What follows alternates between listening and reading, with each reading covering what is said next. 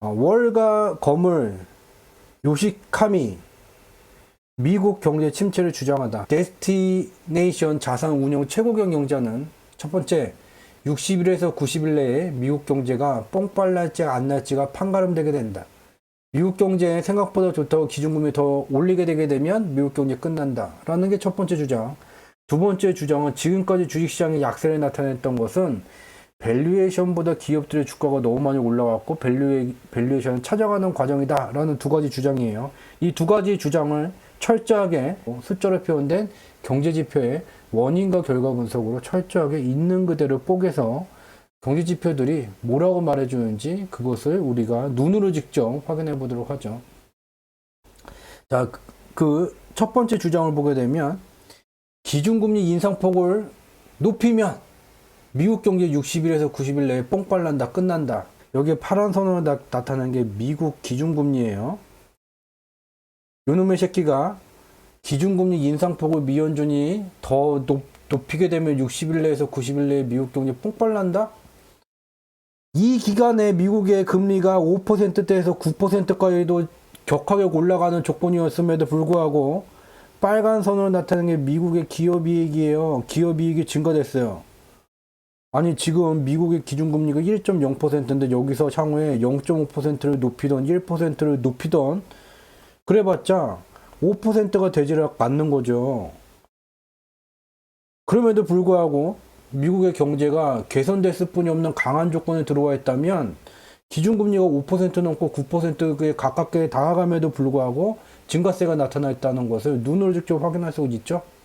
다른 기관도 보게 되면 기준금리가 6.5%까지 증가되는 기간 속에서도 기업이익이 증가됐고 5%까지 증가되는 기간 속에서도 증가되게 됐고 그 다음에도 6%까지 기준금리가 계속 증가됨에도 미국의 기업이익이 같은 기간에 같이 증가되어져 왔죠.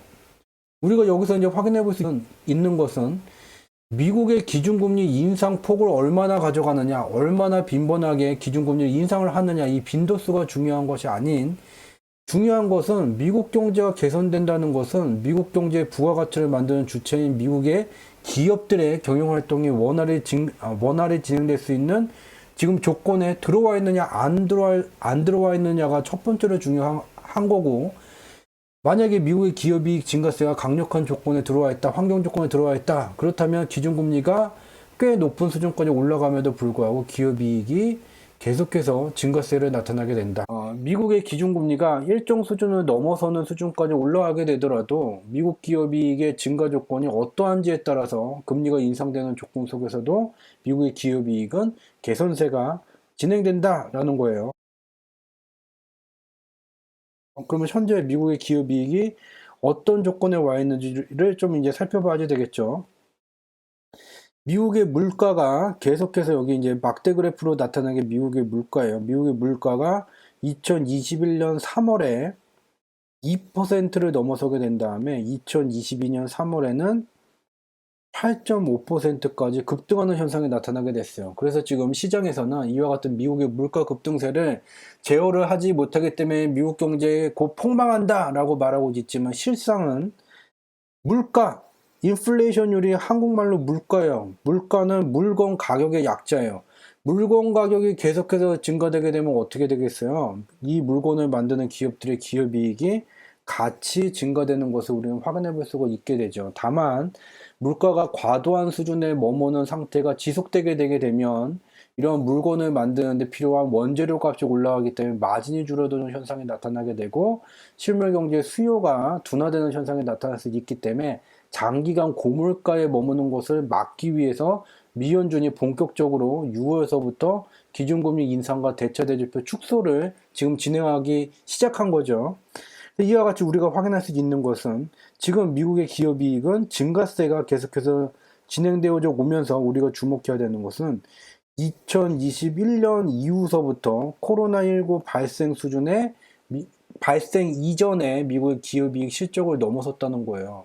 여전히 코로나19 감염 확산이 되게 되면서 공급망 병목 현상이 나타나게 되면서 기업들은 물량을 더 뽑아내려고 그래도 필요한 그 원재료를 잘 공급을 받지 못하게 되고 또 원하는 수요가 있는 곳에 완제품을 공급하지 못하는 현상이 나타나고 있음에도 불구하고 실물 경제가 정상 가동되고 있지 못함에도 불구하고 기업이익이 코로나19 발생 수준을 넘어섰다는 거죠. 그러면 향후에도 미국의 기업이익이 계속해서 증가세를 나타낼 수 있을지 많은 여러 가지 다양한 숫자로 표현된 경제지표의 원인과 결과 분석을 통해서 눈으로 다 직접 확인할 수 있게 되지만 여기는 지금 이제 공개 방송이기 때문에 모든 것을 다 공유하기는 좀 저희가 송구스럽지만 모든 것을 다 여기서 공유하지는 않아요.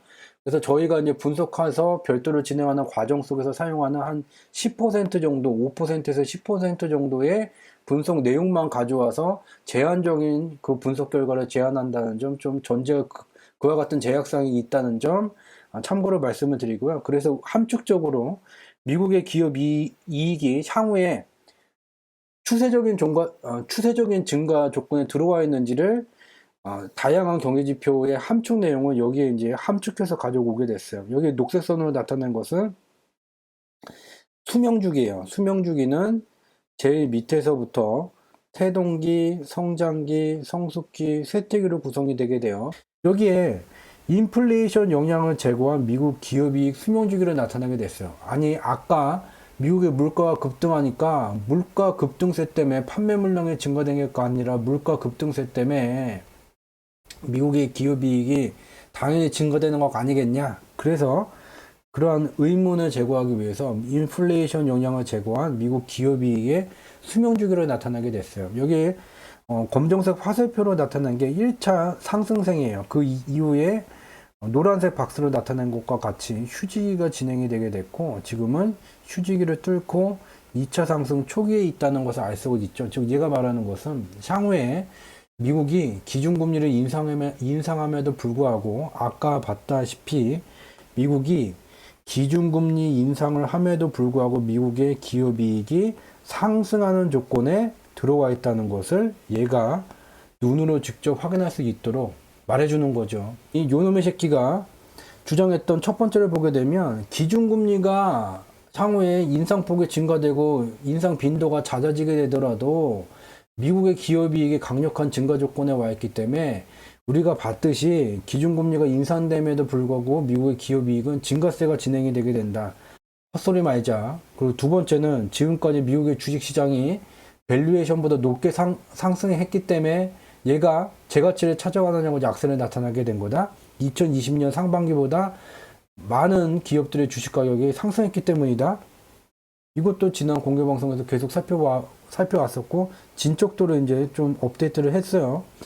자산가치 버블 판단 지표예요. 이 지표가 녹색의 수명주기 이 상위로 올라갔을 때가 자산가치 버블 조건이에요. 근데 2020년에 상식적으로 생각해 보세요. 2020년에 실물경제가 멈춰서게 됐죠. 코로나19로 실물경제가 멈춰서는 현상이 나타나게 됐죠. 실물경제가 멈춰섰다는 건 뭐?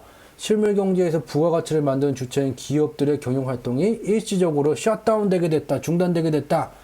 그렇게 되면 어떻게 돼요? 자산가치, 기업 지분가치가 급격하게 일시적으로 침체되는 현상이 나타났죠. 그래서 얘가 말해주는 거는 2020년 코로나19 감염 확산으로 미국 경제가 셧다운 됐을 때 자산가치는 수명주기를 하향 이탈했어요. 저평가 영역으로 들어왔다는 거죠. 실적이 극도로 침체되는 현상이 나타났다는 거죠. 2020년 상반기보다 현재 대부분의 기업들의 주식 가격이 너무 많이 올랐다. 밸류에이션보다 많이 올라가게 됐다. 이런 상태에서는 퍼가 제대로 측정이 안 되겠죠. 많이 올라왔다. 즉 실적이 가장 안 좋았을 때와 지금을 비교하는 기저효과가 발생이 되게 되는 거죠.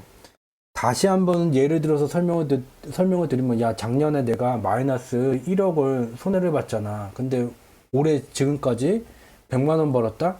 야 그러면은 마이너스 1억 대비 100만 원 지금 번 거면 지금 실적이 몇백 퍼센트가 급등한 거잖냐? 야 대박 났다. 100만 원 벌었다는 게 뭐 대박입니까? 이와 같은 기저효과예요. 비교를 하려면 실적의 최악을 나타냈었던 기간 외에 평상시에 실적이 나오던 기간하고 현재를 비교를 해야지. 자꾸 유명한 사람들은 2020년 상반기에 자산가치 수준이 예년과 동등하다고는 가정하에 자꾸 2020년 상반기보다 지금 주식 가격이 많이 올라와 있다고 말하는 거죠. 그러면서 2008년과 같이 자산가치법을 붕괴가 임박했다. 아니 여기 와 있던 게 지금 여기하고 지금 눈을 보게 되면 얼마나 많이 차이가 나게 되는데 말도 안 되는 거를 계속해서 주장을 하고 있는 거죠. 그들이 왜 말도 안 되는 것을 계속해서 주장을 할까? 딱 하나예요. 미달라 선물이 6월 3주차 만기 때까지 더 떨어지면 안 된다는 거예요. 좀 더 설명을 하게 되면 미달라 선물이 초강세를 나타나게 되면서 주식시장도 빠지고 채권시장도 빠져왔는데, 즉 이들에 대해서는 선물 매도 포지션을 잡아왔는데, 이 포지션이 6월 3주차 미달라 선물 만기 때까지는 어느 정도 수준으로 더 빠지지 말고 버텨야지 된다는 거죠. 그러니까 이제 유명한 사람들 돌아가면서 말도 안 되는 이제 공포 분위기를 다시 한번 만들어주는 거죠. 자산가치 수준은 지금 여기 와 있어요. 역사적 평균 속도를 의미하는 수명주기 가운데 있는 경유지에 와 있는 거죠. 다음 자료를 보게 되면 고평가 종목들이 굉장히 많이 포함되어 있는 나스닥도 이제 보게 되면 여기에 이 지표가 이 위로 가게 되면 나스닥은 버블 조건에 진입하는 것을 의미를 하게 되고, 얘가 이 밑으로 가게 되게 되면 나스닥은 저평가되어 있는 것을 의미를 하게 돼요. 얘도 지금 이 역사적 평균 속도에 와 있다는 것을 눈으로 직접 확인할 수 있도록 이 지표가 말해주고 있는 거죠. 눈으로 보면 되는데 눈으로 봤는데 어렵습니다. 눈으로 봤음에도 불구하고 자신이 분석한 내용, 자신이 갖고 있는 고정관념하고 상충되는 경우에는 받아들이지 않는 거죠. 받아들이지 않으면서 눈으로 봤기 때문에 받아들일 수 없습니다라고 말하지 않고 어렵습니다라고 말하는 거죠. 그것을 분명히 구분해서 우리는 인지할 필요가 있다는 점. 본 내용으로 들어가면 요놈의 새끼가 말하는 기준금리 인상폭이 뭐 더 증가가 되게 되면 어쩌고저쩌고 미국 경제 30에서 60에서 90일 내에 폭망한다. 기준금리가 더 올라갔어도 미국의 기업이익이 증가될 조건에 와 있으면 미국의 기업이익, 실물경제 개선세, 금융시장의 상승세는 지속되어져 왔다. 2020년 상반기 대비 자꾸 지금 고평가되어 있다고 말하지 마라. 야, 너가 말하는 2008년 자산가치 버블은 이 지표가 여기 갔을 텐데 2020년도에는 기저효과가 발생이 됐던 시기야. 자꾸 이거를 갖고 여기 지금 비교하는 게 말이 되니? 그런 거 다 떠나서 모르겠다면 지금 얘는 지금 여기 와 있는 거야. 역사의 평균 속도에 와 있는 거야. 뭐를 갖다가 너가 지금 자산가치 버블이라고 자꾸 주장을 하니? 나스닥이 문제라고? 얘도 지금 역사적 평균 속도에 와 있다는 걸 얘가 말해주는데 자꾸 뭐를 갖다가 주장을 하니? 그래, 너 지금까지 2021년 5월서부터 지금까지 미달러 선물 매수 포지션에 투자를 해왔구나. 미연준의 뒷배를 바탕으로 투자를 해왔구나. 경제지표 스토리텔링에서 진행하는 매주 화요일 목요일 밤 10시에 진행하는 공개방송 밤의리진 그대 외에 추가적인 경제지표의 원인과 결과 분석 내용을 확인하실 수 있는 추가적인 채널을 좀 설명을 드릴게요. 저희 유튜브 채널 외에도 저희가 운영하는 카페가 2개가 되게 되고 블로그가 하나가 되게 돼서 총 3개의 채널을 추가로 운영하고 있는 중이죠. 먼저 유튜브에다가 저희 경제지표 스토리텔링을 검색을 하시게 되면 저희가 운영하는 유튜브 채널이 이렇게 검색이 되게 되고, 여기에 정보라고 되어 있는 쪽을 클릭을 하게 되면 여기에 이제 링크 주소를 확인하실 수 있죠. 얘를 이제 마우스로 긁으셔서 오른쪽 버튼 누르고 복사하기를 누르신 다음에 새로운 창에다가 얘를 갖다가 붙이시게 되면 저희가 운영하는 카페 2개 중 첫 번째 카페인 주상지라는 카페가 조회가 되게 돼요. 여기 좌측에 있는 메뉴 중에 이 무료 콘텐츠라고 되어 있는 이 메뉴를 통해서 좀 더 많은 경제지표의 원인과 결과 분석, 과거서부터 분석해온 그러한 저희 분석 내용들을 모두 확인하실 수 있게 되고요. 또 녹색 검색 창에다가 저희 경제지표 스토리텔링이라고 검색을 하시게 되면 이 중간에 우리가 사는 세상 바로보기라는 것을 확인하실 수 있고, 얘를 클릭하게 되면 저희가 운영하는 네이버 블로그가 연결이 되게 돼요. 이 네이버 블로그를 통해서는 공개 방송이 매주 화요일, 목요일만 진행이 되게 되는데 이 블로그를 통해서는 좀 더 많은 이야기들을 주중에 확인하실 수가 있다는 점 말씀을 드리고요. 그리고 마지막으로 아까 검색을 했었던 거에 제일 밑부분에 또 경제지표 스토리텔링 카페라는 게 또 연결이 되게 돼요. 저희가 운영하는 카페는 주상지라는 카페와 경제지표 스토리텔링이라는 카페가 2가지예요. 근데 이 경제지표 스토리텔링 카페에는 더욱더 많은 이야기들이 들어있지만 유료 과정이기 때문에 이에 대한 상세한 설명은 여기서는 하지 않도록 하겠습니다. 이와 같이 매주 화요일, 목요일 밤 10시에 진행하는 저희 경제지표 스토리텔링이 진행하는 공개방송 밤을 잊은 그대와 관련된 추가적인 컨텐츠들을 확인하실 수 있는 카페 2군데, 블로그 1군데를 설명드렸습니다. 행복 가득한 시간 되시기 바랍니다. 고맙습니다.